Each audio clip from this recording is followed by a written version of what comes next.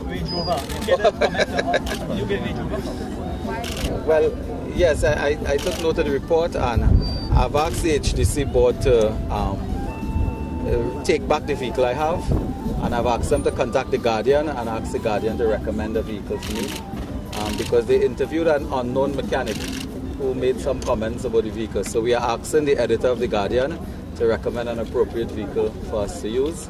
But I want to say that outside of ridicule, that the Trinidad and Tobago Police Service has internal correspondence which we believe we'll take to the Trinidad and Tobago, the Trinidad Publishing Company. Since the Guardian has started this campaign against me, we have had some security concerns now where our vehicle is known in the public. People are stopping us on the highways. They are congregating by the vehicle wherever I go, and it is posing now a security threat. I'm very disturbed that the Trinidad Publishing Company and the Guardian has exposed myself and my family to security threats. As I said in the presentation, when you are Minister of Housing, you are the landlord of criminal elements. There are certain parts of Port of Spain where people who do work in the housing sector are also people who have very long criminal records. And this is part of it. And those people time and time again need to see me on different things.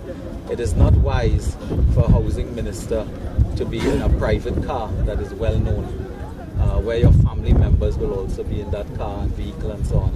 And I didn't want to come to this, but after seeing what they have done today, I think it's horrible that people would expose me and my wife to that level of threat, where persons with criminal records now will know what vehicle I use, will be able to approach me anywhere.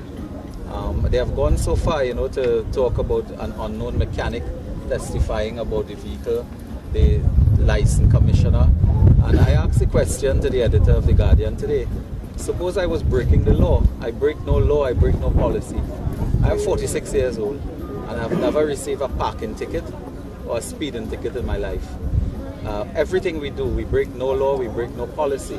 And it's a tragedy that the Guardian has exposed me to this level of risk now, where my wife cannot go anywhere in that vehicle. I cannot drive it, certainly not. When we obtain permission for everything we have very, very serious conditions. There were 25 conditions associated with those vehicles, which we obtain, and we try our best to abide with. So that I'm very disturbed. The reporter who is doing that, as you know, her name was called in the Parliament by Dr. Keith Rowley. He sought to defend her. This is the reporter Dr. Rowley suggested that government ministers were planning to kill, I think. So she was the target of an attempted murder, according to Dr. Rowley, by cabinet ministers. And this very reporter now is on a campaign to hunt me down, where I can't, my security is now threatened. And I would ask the editor and the owners of the Guardian, I intend to approach them in a day or two. And I intend to take the copies of letters that the security agencies have written on this matter.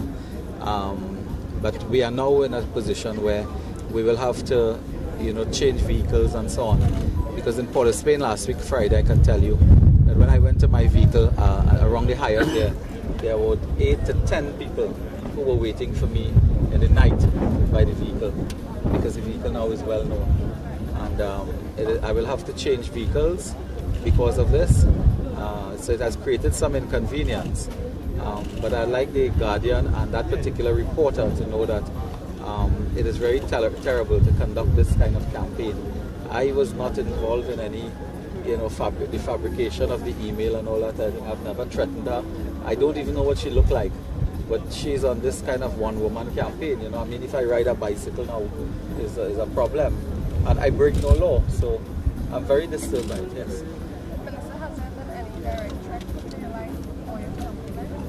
In our business, I want to tell you, the kind of people we deal with in the housing sector, particularly in some areas, their very presence is threatening enough.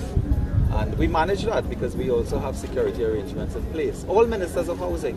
When Dr. Rowley came to turn a sudden debby in 2007 or thereabout, he had guard and emergency officers with him. They were blocking traffic lights and so on for him to pass and so on. All housing ministers do that. We are involved in the Hope for Life program, the HDC. We work into the communities that are the big areas in terms of hotspots. so that there are security threats, but we don't expect that the media will expose ministers, to further threat. And that is the problem I face now. So it is something I intend to meet with the owners of the Trinidad Publishing Company. Would you be outfitting your new vehicle with flashing lights and all of these those gadgets? Those things are done and installed pursuant to the laws of Trinidad and Tobago. There are security arrangements. And again, as a Minister of Government, I cannot talk about security arrangements. I am also a member of the National Security Council, so I can't talk about security. In fact, when we talk about security, people condemn us, and when we don't, they still, condemn us. So, but we are here this morning, as you know, happy to be here at the Cyprus Union Hall Estate.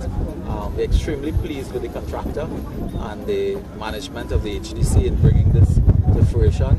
As you can see, these are some of the most beautiful houses that we have built in the public sector. And this morning we want to do a tour, take a look at it. And I wanted the board to hit the ground running. I wanted the board to be, to be on the ground really, and not in the boardroom, looking at the work we're doing and impressing upon them.